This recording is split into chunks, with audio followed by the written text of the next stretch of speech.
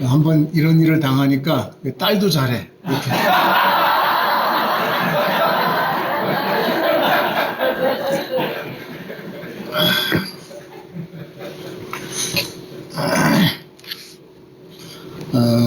목사님께 칭찬 많이 해주셨는데, 우리 성도님들, 우리 참좋은교회 성도님들의 신앙의 깊이를 여러분들이 좀 아시고, 앞으로 이러한 일들이 뭐 있어서는 안 되겠지만, 살아있을 동안에 참 여러 경험들을 많이 하지만, 제가 이런 또 경험을 하리라고는 생각도 못했어요, 사실은. 집안에 그러한 일로 돌아가신 분도 없었고 그런 내역도 없었고, 그런데 전 2번이나 이렇게 신경지가 와서 죽을 뻔했죠. 근데 그 직전에 죽음에 대한 두려움은 전혀 없었어요. 하나님 이렇게 데려가십니까? 그 생각을 하시면서 오라 하시면 아멘하고 갑니다. 그 기억이 나는데, 저보다 이제 기억하는 건 우리 집사람이 뭐 처음부터 끝까지 다 봤으니까 저 일거수일투족 움직이는 모든 것들을 아마 더 들으면 더 생생하리라고 생각합니다. 저는 이제 깜빡깜빡 했기 때문에 잘 기억이 안 나는 부분들도 있었고 했지만, 진단서에 중증 질환자라고 써 있었습니다. 한국에서 뭐 외국에서는 모르겠지만 한국에서의 중증이라고 하는 것은 이제 사람 구실 못하는 거죠. 정말 사람 구실 못하고 숨쉬고 있는 그것만이라든지 뭐 까딱까딱하고 있는 거라든지 사실 뭐 오줌통 다 받아내는 그러한 상황을 중증 환자라고 하는데, 정말 감사하게도 여러분들과 함께 교제할 수 있도록 하나님께서 회복시켜 주셨어요. 심장의 정상 활동이 한 65% 정도 된다고 하는데, 태어날 때 아마 48%, 45%였다가 조금 더 올려잡아서 그랬는지 모르지만, 감사하게도 전혀 지장 없이 숨쉬고 잘 있고요. 정말 여러분들 앞에 다시 한번 감사하고, 하나님 살아계시고 하나님 앞에 더 열심히 최선을 다해서 살아낸다면 천국은 분명히 저와 여러분들의 것이고 또 하나님께서 꼭 갚아주신다. 느낀 것 중에 하나가 너 뭐 하고 있냐? 지금까지 못했냐? 라고 하는 질문이었던 것 같아요. 하나님, 내가 주님 앞에 예배하다 왔어요 라고 대답하는 그 고백이 우리 성도님들의 고백이 됐으면 좋겠고, 하나님 앞에 정말 즐거운 시간을 이 땅에서 보내고 왔습니다 라고 할 수 있는 그런 신앙생활이 좀 됐으면 좋겠다는 생각하고요. 그리고 또 하나 깨달은 것 중에 하나는, 제가 일본에 선교사를 한 20여 년 있었는데 참 힘들고 어려웠죠. 특별히 선교사들 가정에 자녀들을 키워라고 하는 음성이 들렸던 것 같아요. 목회자들 농어촌에서 고생하는, 정말 나를 위해서 희생하는 그런 자녀들을 돌봤으면 좋겠다 하는 그런 그 마음의 생각도 있었고, 그래서 앞으로 더 그런 일들에 우리 참좋은교회와 더불어서 그 일들을 좀 했으면 좋겠다는 생각이 들었어요. 할 얘기는 너무 많지만 그래도 놀지 않았어요. 배집사님 한번 띄워줘봐.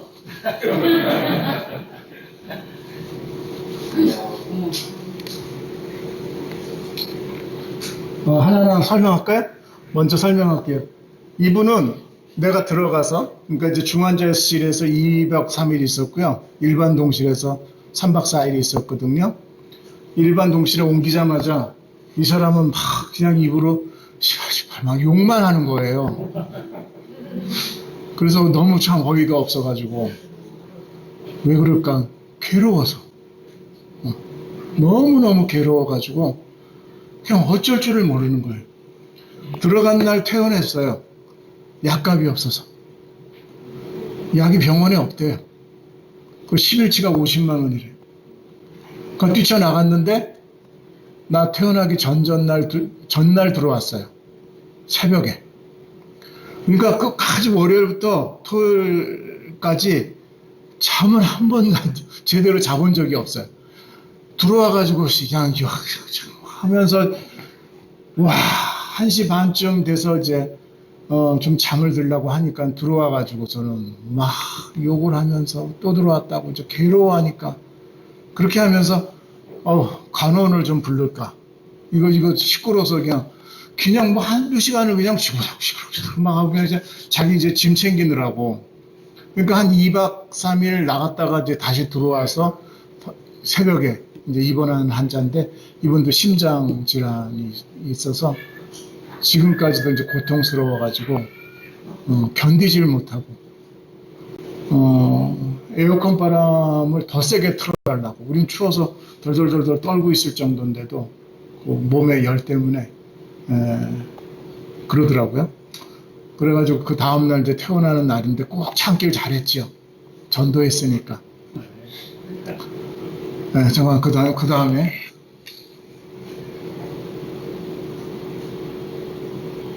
예, 이분은 콩팥이 양쪽이 부어가지고 화장실을 제대로 못 가고요. 양다리가 부어가지고 걷지를 못해요. 나보다 3개월 선배. 3개월 전에 들어와가지고서는 너무 고통스러워가지고 걷지를 못하니까 그냥 짜증만 내면서 그렇게 사셨어요. 아직도 아마 별 탈 없으면 계시겠죠 거기. 또 한 번. 이 이분은 당뇨 환자 350, 400이 보통이고 집에서 이제 당뇨식을 하니까 이 병원 오니까 일반 음식 달라고 그렇게 싸우더라고요. 저가 이제 들어와서 목요일 날 정도 들어왔는데 당뇨에다가 합병증이 와가지고 암이에요.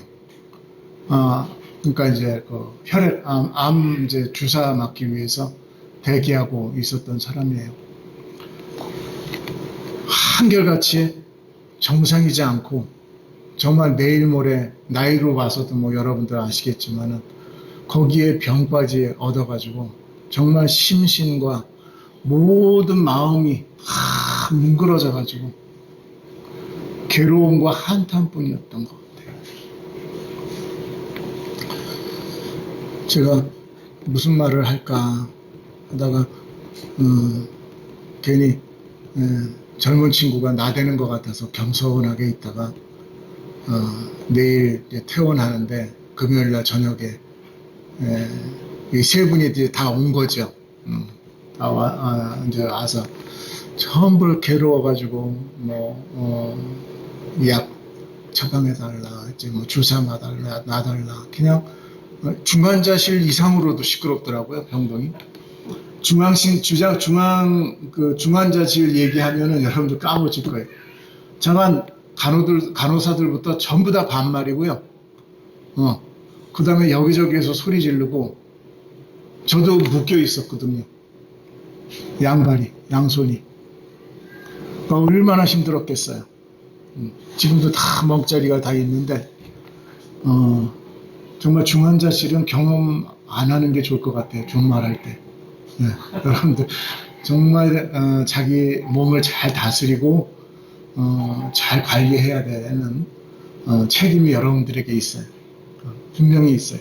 그리고 인생을 살면서 주님이 소나기에 잡고 있다는 걸 확실하게 알았어요. 주님 허락하지 않으시면 거둬가지지도 않고 또 오히려 돌려보내셔서 더 일 시키세요. 그 일에 여러분들이 다시 한번 생각하면서 하나님 앞에 내가 어떻게 하면 더 오늘 본문에 있는 것처럼 정말 주님 앞에서 얼마나 더 충성되게 살 것인가 하는 것에 대한 이야기를 잠깐 하고자 합니다. 요즘 신학교의 동향은 신앙 고백집으로 돌아가자는 것이고요. 그 다음에 신앙 고백집이 이제 제일 그래도 많이 일찍 나온 것 중에 하나가 하이델베르그 신앙 고백입니다. 독일의 장로교회에서 루터교와 개신교의 일치를 위해서 지은 그 각 나라마다 제네바 스위스의 제네바 신앙 고백집도 있고 있습니다. 신앙 고백집이 다시 재해석되는 시기인 것 같아요. 여기 보면 여기저기 신앙 고백집으로 돌아가자라고 하는 그런 그 운동들이 조금 보이는 것 같고요. 특별히 이제 하이델베르그 신앙 고백집을 우리가 장로교회에서도 이제 정통적으로 받아들이는 입장이고요. 그다음에 우리 잘 아는 이제 정통 장로교회 웨스트민스터 신앙 고백의 소유리 문답, 대유리 문답이 있죠. 하이델베르그 유리 문답은 1563년에 발간됐고요. 그 다음에 웨스트민스터 신앙 고백집은 1647년에 나왔습니다. 그리고 이제 이들의 신앙을 이어서 대서양으로 건너가서 미국 합중국에 건너가서 미국 장로교 교리문답이 그 후에 한 1800년대 이렇게 나왔죠. 지금 여러분들 보는 성경만 해도 한 50년 전에 있었던 구역 성경을 이제 새롭게 개혁해서 개정이라고 해서 나왔어요.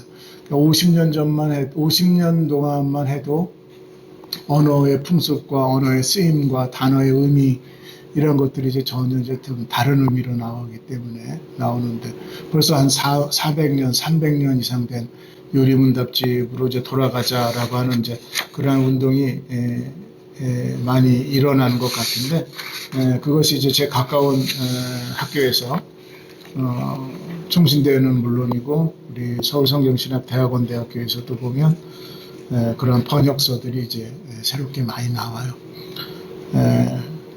실례로 우리 웨스터민스터 신앙고백 소유리 문답 제1문에 보면 사람의 첫째가는 가장 높은 목적은 무엇입니까? 벌써 다릅니다. 옛날에는 사람의 제일 되는 목적이 무엇입니까? 라고 하는 질문이었는데 지금은 가장 높은 목적이 무엇입니까? 라고 이제 번역이 되어 있고요. 하이델베르그 요리문답에 최근에 총신대 정일원 교수가 번역한 내용 중에 이제 새로운 내용 중에 하나가 제1문에 보면 생사간에 있어서 당신의 유일한 위로는 무엇입니까? 1번이 제일 중요하거든요. 우리 헌법에도 1조가 제일 중요하잖아요. 대한민국은 민주주의 공화국이다. 그런 것 중요한 것처럼 신앙고백집도 1문이 제일 중요한데 그 대답이 그렇습니다. 대답 중에 하나가 사람의 첫째가는 가장 높은 목적은 하나님을 영화롭게 하고 마음을 다해 하나님을 영원토록 즐거워하는 것입니다. 이 내용의 기본이 오늘 에베소 5장에 있는 오늘 본문의 말씀입니다. 그 다음에 하이델베르그 제1문답에 생사간에 있어서 당신의 유일한 위로는 무엇입니까? 나는 나의 것이 아니라 사나 죽으나 몸과 영혼이 나의 신실하신 구주 예수 그리스도의 것입니다. 그의 보혈로 나의 모든 죄값을 속량해 주셨으며 모든 마귀의 권세에서 나를 구원해 주셨으며 하늘에 계신 아버지의 뜻이 아니고서는 머리털 하나라도 떨어지게 할 수 없으며 나에게 모든 것이 합력하여 선이 될 수밖에 없도록 보호해 주십니다. 그러므로 그는 성령을 통하여 나에게 영생을 보증하시며 이제부터 온 마음을 다하여 기쁨으로 그를 위해 살도록 준비시키는 것입니다. 이것이 우리 인간의 목적입니다. 저와 여러분들의 삶의 목적이 되시기를 축원합니다.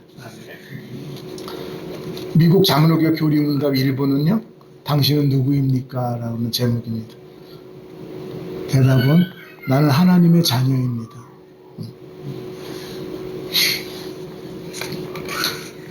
하나님의 자녀입니까?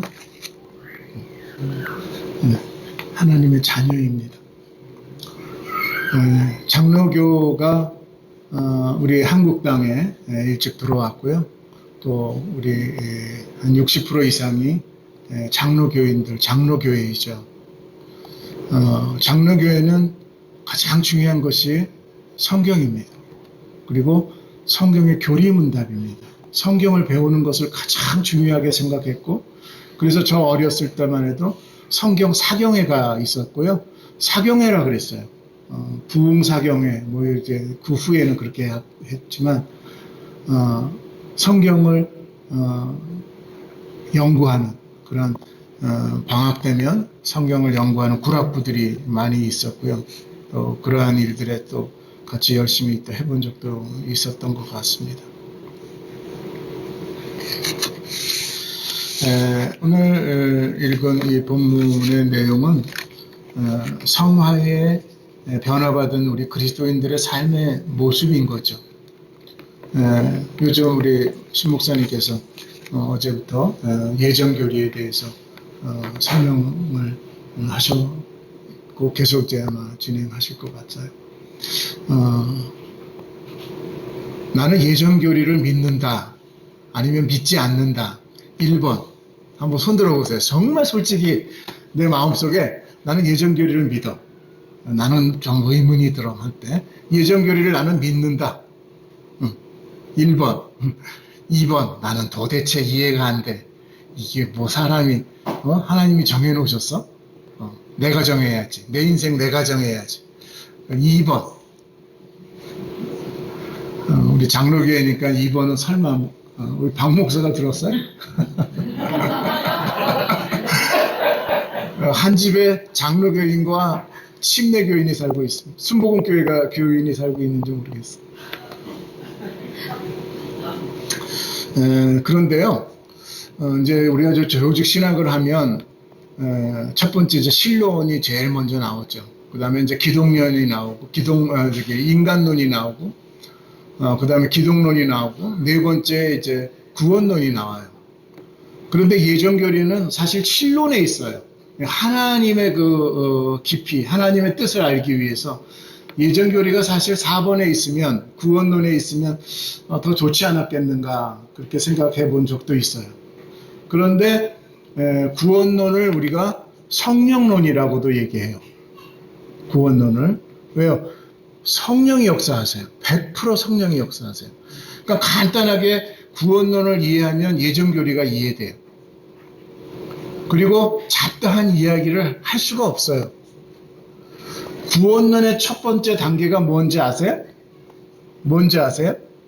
한 9개, 뭐 10개로도 나누는 이제 교리도 있고요. 보통 9개로 나누죠. 첫 번째가 뭔지 아세요? 우리 허집사님 아세요? 네? 네, 첫 번째가 부르심이에요. 소명. 소명. 그 다음에 뭐 거듭남, 중생, 뭐 회개를 먼저 두겠네. 회개, 중생, 믿음, 그죠? 성화, 견인, 영화. 이제 그렇게 이제 우리가 설명을 하죠. 부르심을, 그러니까 다시 말하면 성령의 소명을 이해하면 모든 것이 다 끝날. 잘 이해하면 예정교리도 그렇구나, 당연하구나 라고 이야기할 수 있는 부분이 있어요. 오늘 그 본문 앞에 에베소서 2장 2절 한번 보세요. 에베소서 2장 1절. 오늘 중요한 내용인데요. 여러분들 한번 집에 가서도 한번 곰곰이 생각해 보시면서 한번 살펴보세요. 2장 1절에 너는 허물과 죄로 죽었던 너희를 그는 허물과 죄로 죽었던 너희를 살리셨도다. 그는 누굴까요? 예수님이세요. 그죠? 예수님. 5절 허물로 죽은 우리를 그리스도와 함께 살리셨고 너희는 은혜로 구원을 받은 것이라. 그렇게 말씀하셨죠. 그러니까 허물과 죄로 죽었던 너희라고 했는데 여기에서 이제 우리가 잘 이해하는 것 중에 이해가 되는 것 중에 하나가 우리가 아담 이후에 범죄함으로 말미암아서 우리의 뭐가 죽었어요? 육체는 살아있고 영혼이 죽어있다고 여러분도 얘기하잖아요. 영혼이 죽어있다. 그런데 예수님이 허물과 죄로 죽었던 너희를 살리셨도다 그랬어요. 또 한 가지 읽어보면요. 이제 이것은 이제 부르심의 교리 중에 하나가 데살로니가 후서 2장 14절입니다. 이를 위하여 우리의 복음으로 너희를 부르사. 소명입니다. 소명. 우리 주 예수 그리스도의 영광을 얻게 하려 하심이니라. 그렇게 말씀하셨어요. 여러분들 교회의 부르심을 받고 여러분 여기에 나와 있죠? 믿습니까? 여러분들 다 누가 컬링했었어요? 예수님이 컬링하셨어요. 부르셔서 여기 나오셨어요. 부르심, 소리를 들을 수 있다고 하는 것은 뭐예요? 살아있다는 증거잖아요. 구원의 첫 번째 교리는 예수님께서 살려놓고 이야기하는 거예요. 죽은 사람이 대답할 수 있나요? 허물과 죄로 죽었어요. 죽은 사람이 일어날 수 있어요? 없어요. 대답할 수 없어요. 살려놓고 얘기한다니까요. 그래서 하나님은 사랑이세요. 여러분들 여기에 나와서 내가 하나님 앞에 컬링돼서 부르심을 받아서 소명 가운데 여기 앉았다고 하면 하나님의 음성을 들을 수 있는 귀가 열렸다고 하는 것은 내 영이 살아났다고 하는 걸 의미하는 거예요. 그러면 알미니안주의, 칼빈주의 이야기할 거 아니라 여러분들을 살려놓은 사람이 누구예요? 여러분들 부른 사람이 누구예요? 부르고 자유의지를 허락하셨는데 그 자유의지를 허락하신 사람이 누구예요? 나예요?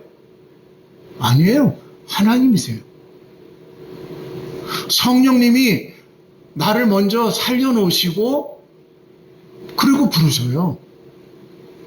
그냥 부르시고 신앙하고 회개하고 중생하고 거듭나라 뭐 이렇게 얘기하지만 그 뒤에 비하인드 스토리는 하나님께서 벌써 나를 살려놓으시고 이야기하자는 거예요.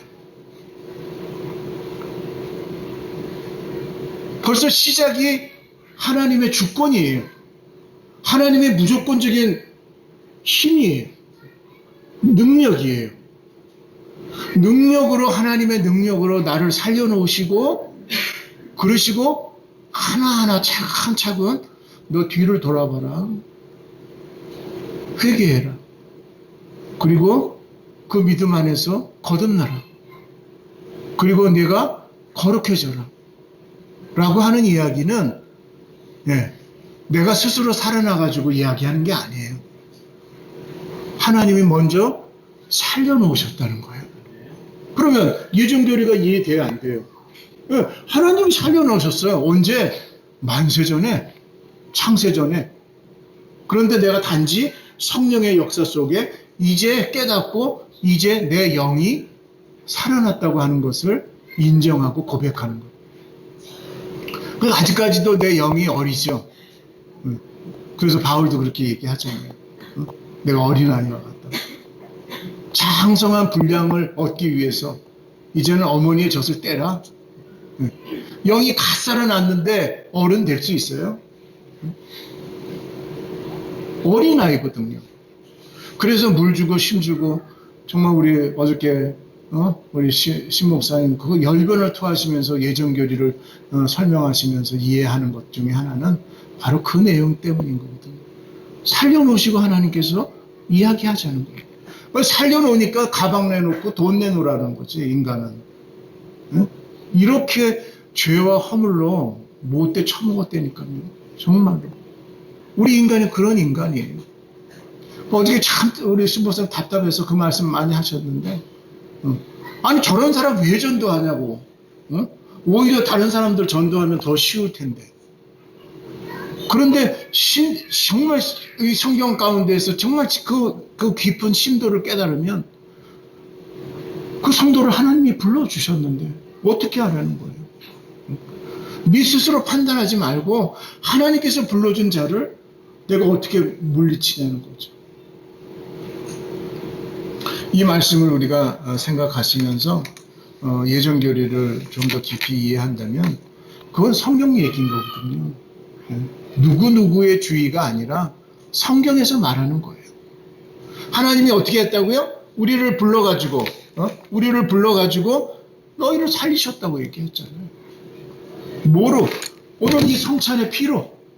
그래서 이 성찬이 그렇게 중요한 거거든요.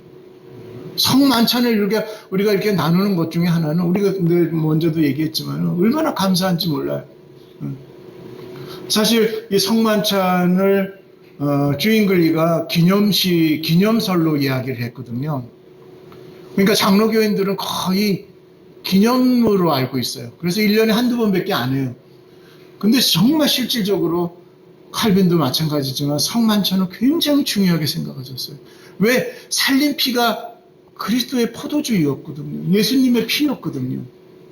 그 피를 매주 이게 음미한다고 하는 것은 저와 여러분들이 살아났다고 하는 증거를 이야기하는 것이고요. 그 삶의 기쁨과 그 다음에 나눔과 허지과 봉사를 하게 하는 것이 바로 이 성만찬인 거예요. 바로 그리스도께서 이렇게 사시지 않았느냐. 너희도 그를 기념하고 너희도 그대로 행하라고 하는 것이 복음 전도인 거예요. 하나님의 말씀을 증거하는 거예요. 사람이 제일 되는 목적이 하나님을 영화롭게 하고 그를 영원토록 즐거워하는 것이라고 했는데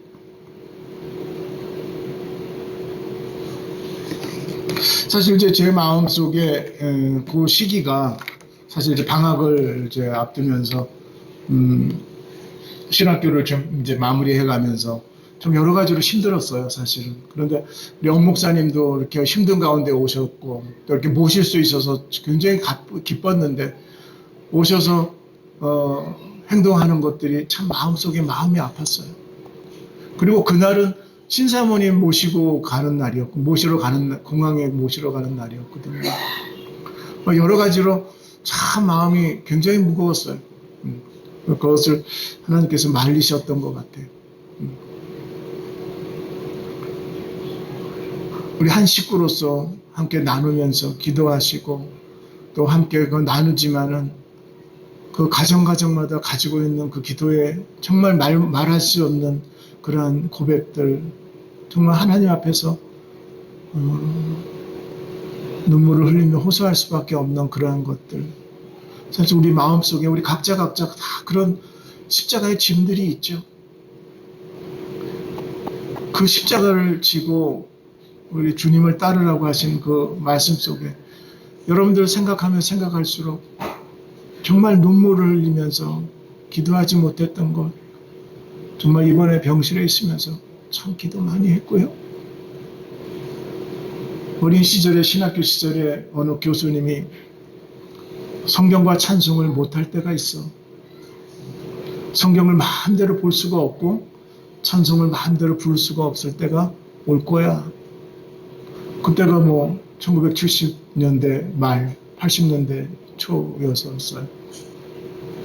이 땅에 전쟁이 없는데 무슨 성경을 못 봐. 무슨 찬송을 못 불러. 우리 대한민국 자유주의인데. 라고 얘기했지만은 중환사실에서는 아무것도 못하게 하더라고요. 아무것도 들을 수가 없었어요. 깨어나고 내 입에서 고백한 것 중에 하나는 찬송과 성경밖에 없었어요. 그래서 그 교수님이 생각이 나더라고요. 많은 성경을 내 머릿속에 두어라. 많은 찬송을 내 머릿속에 두어라. 읽을 수 없을 때가 온다. 깨어나고 나서 15시간을 헤맸어요. 오늘도 이 아침에 오늘 핸드폰을 보면서 새벽에까지 자지 아니하고 나를 위해서 기도하시는 성도님들을 생각해 볼 때 다시 한번 감사했고요. 그러한 아픔 속에서 더 기도하지 못했던 것 정말 하나님 앞에 회개하면서 정말 우리 교회가 정말 하나가 되고 더 나눔이 있고 더 베품이 있고 더 하나님 앞에 더 귀한 찬송이 회복된다면 정말 우리의 사랑이 정말 복음이 되어서 우리 가정들에게 정말 즐거움과 은혜를 끼치지 않을까 그렇게 생각이 듭니다. 마음 아파서 오신 분들 위로해 주지 못하고 힘들고 어려운 그 성도들에게 가까이 가지 못했던 것들, 정말 하나님 앞에서 주님은 그렇게 하지 말라고 하셨는데 게으르지 말고 부지런히 주를 섬기는 것처럼 가정을 섬기고 이웃들로 섬기라고 하셨는데 그렇게 살지 못한 것에 대해서 후회가 됐고, 앞으로 허락하신다면 우리 선교사들 자녀들 정말 농전에 정말 아무도 안 사는, 지금도 있어요. 사실 강화도에 건너가서 백길로 2시간 더 가는 곳에 한 20여 명 되는 부락이 있어요. 거기는 뭐 전도가 되지도 않죠. 온 가족이 다 믿는데 8명. 그곳에서 목회하는 제 후배가 있습니다. 사실 무슨 희망이 있겠어요. 그 성도들 붙들고 내년에는 몇 명 돌아가실까? 그것만 세고 있는 그 교회, 20명 되었던 교회가 지금 8명 남았어요. 그런 오지에서 그들과 함께 나누며 고난을 같이 겪는 정말 젊은 목사거든요. 40대 초반에. 그 자녀들이 이제 서울에서 공부하는데 정말 그 자녀들을 뿌리치고 그곳에 가셔서 같이 농사하고 목회하는 그런 희생하는 종들이 있었거든요. 그들을 향해서 우리가 할 수 있는 우리 목적 헌금, 우리 구제 헌금들 더 많이 나누고 더 많이 정말 베풀어야 되겠다고 하는 거 그렇게 생각하면서 이 말씀들을 또 이렇게 생각해 봤어요. 간단하게 또 할게요. 너무 길면 또 그러니까. 오늘 그 주신 말씀 속에서 정말 부르심 받고 우리가 변화받아 가지고 중생하고 거듭난 신앙생활 속에 우리의 삶이 정말 고달프죠. 정말 힘들고 어떨 때는 또 정말 같이 모여 있지만 외로울 때가 있고요. 그래서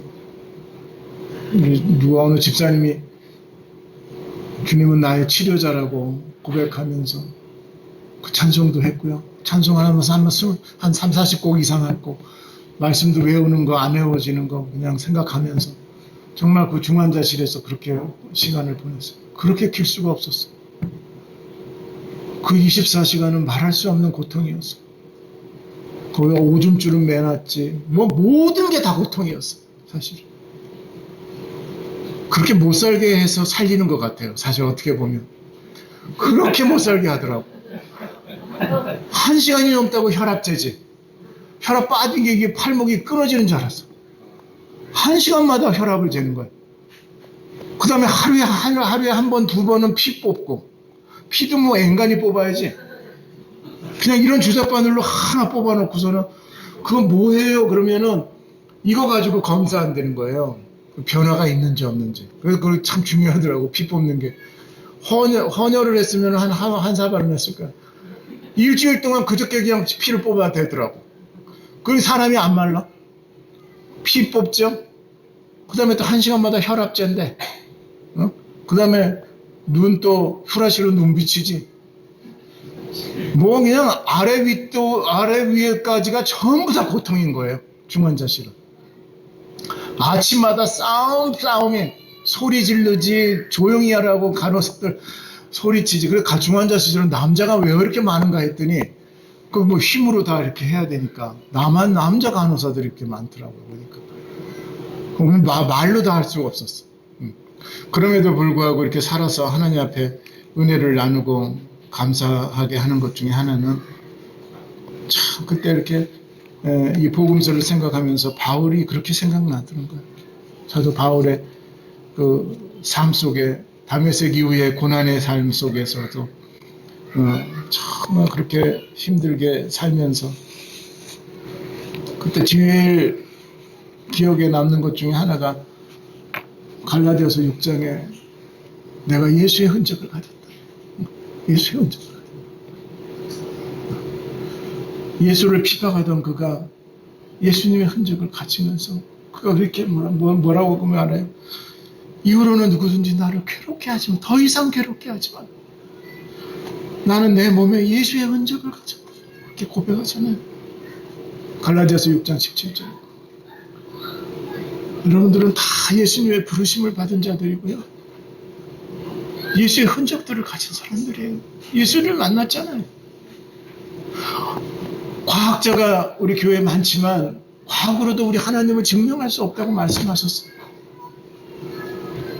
그래서 무조건 덮어놓고 믿는 것이 진짜 산 최고라고 얘기한 것처럼 정말 우리가 하나님을 의심할 수 없는 이러한 현실 속에 저와 여러분들이 예수 그리스도의 이 흔적을 가지고 정말 이 마지막 때에 정말 하나님께서 나에게 원하시는 그 삶을 내가 살아드리는 것, 그것이 오늘 내가 하나님 나라에 갔을 때 지금 이 순간에 주님이 나로 오라고 하셨을 때 주님이 가장 기억하는 것 중에 하나는 너 무엇하고 왔냐는 거예요. 응? 네 명예, 네 박사학위, 너 잘 나가는 박사, 그것 때문에 아니야? 그거 아니라 정말 나를 위해서 어떤 흔적을 가졌니? 정말 예수의 그 흔적을 네 몸속에 얼마만큼 가지고 예수를 위해서, 예수님이 나를 위해서 살아준 것처럼 네가 나를 위해서 산 것이 뭔데? 네가 나의 나라를 위해서, 정말 하나님의 나라를 위해서 정말 네가 써야 할 멸류관이 무엇이기에? 하나님 오늘 정말 다시 한번 이 생명을 회복해 주셨는데 내가 정말 성령을 거역하지 않을게요 라는 고백이 저절로 나오는 거예요.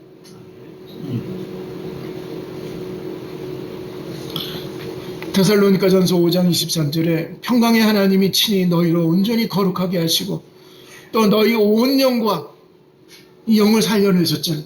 온 영과 혼과 몸이 우리 주 예수 그리스도에 강림하실 때에 흠없게 보존되기를 원한다.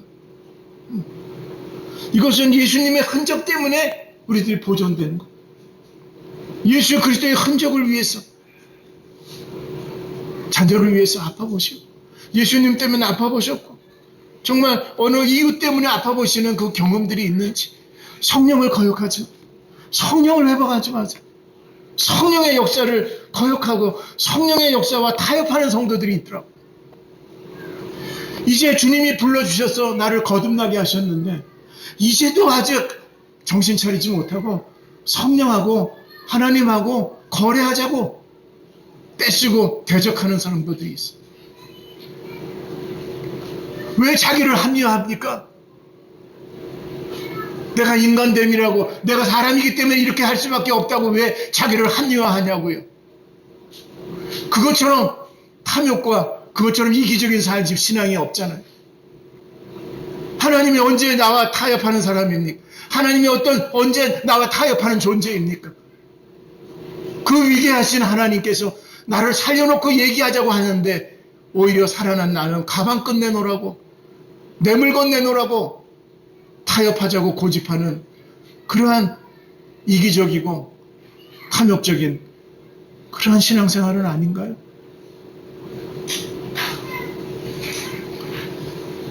우리가 성령 하나님 앞에서 거듭난 그리스도인들이라면 먼저는 내 마음이 거룩해져야 돼요. 내 마음이 깨끗해져야 돼요. 로마서 12장 1절 2절에 그러므로 형제들아 내가 하나님의 모든 자비하심으로 너희를 권하노니. 여러분 하나님의 자비가 없었으면 여기 앉아 있을 수가 없어요. 하나님의 은혜가 아니면 오늘 이 귀한 자리에 오늘 이 하나님의 부르심에 하나님 앞에 감사할 수 없는 거예요. 감사도요 하나님이 주실 때 하는 거예요.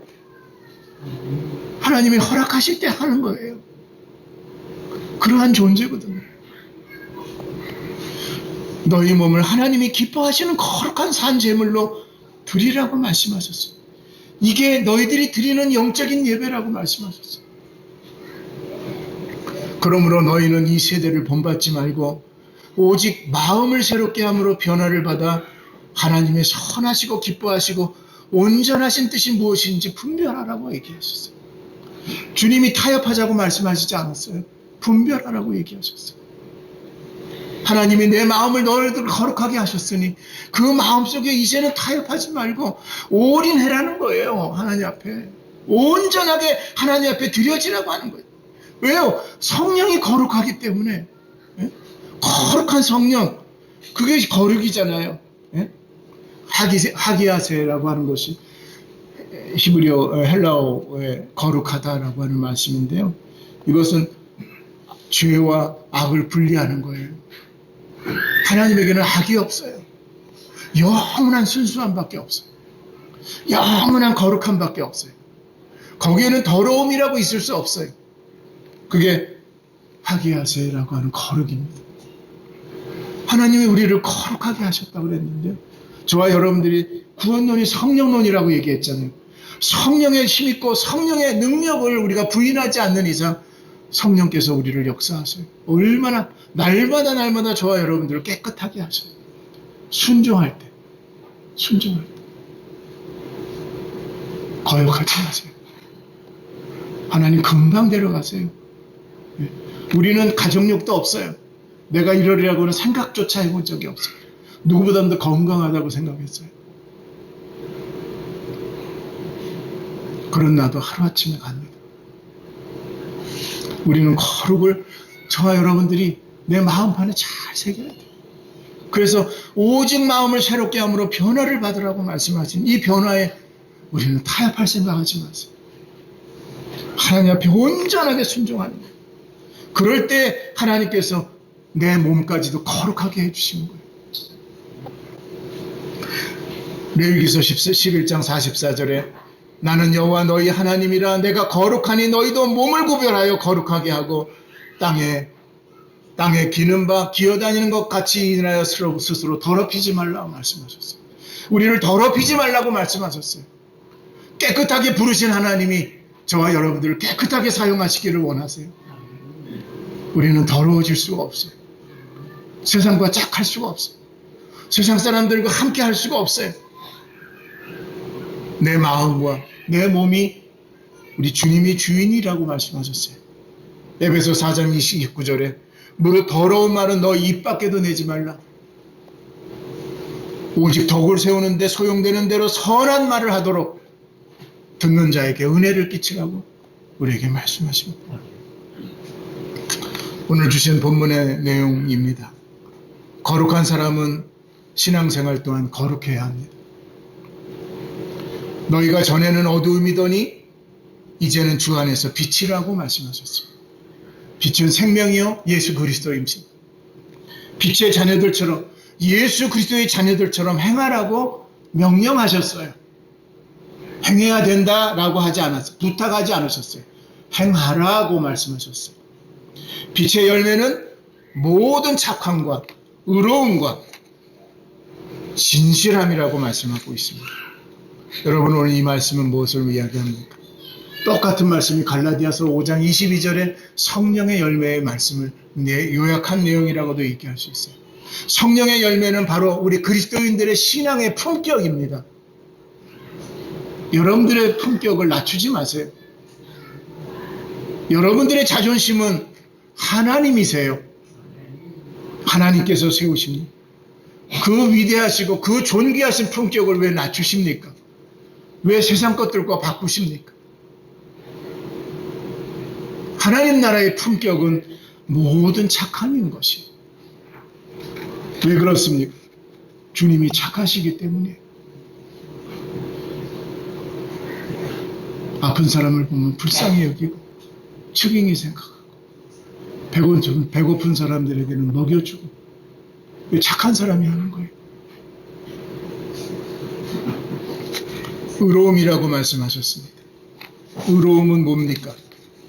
우리 하나님의 품성입니다. 가장 귀하고 가장 중요한 것이 바로 디카이슈네라고 하는 의로운 것입니다. 이 의가 바로 저와 여러분들에게 구원이 되는 것입니다. 하나님의 의로 여겨주셨다고 얘기하셨어요. 나의 죄를 덮어주셨다고 말씀하셨어요. 이 확신이 있습니까? 성령의 충만함을 더 입혀야 이 확신이 서는 거예요. 그렇기 때문에 기도해야 되는 거예요. 그래서 찬송하라고 얘기하고 있습니다. 사실 오늘 제가 여기 쓰는 것은 우리 평온기 때문입니다.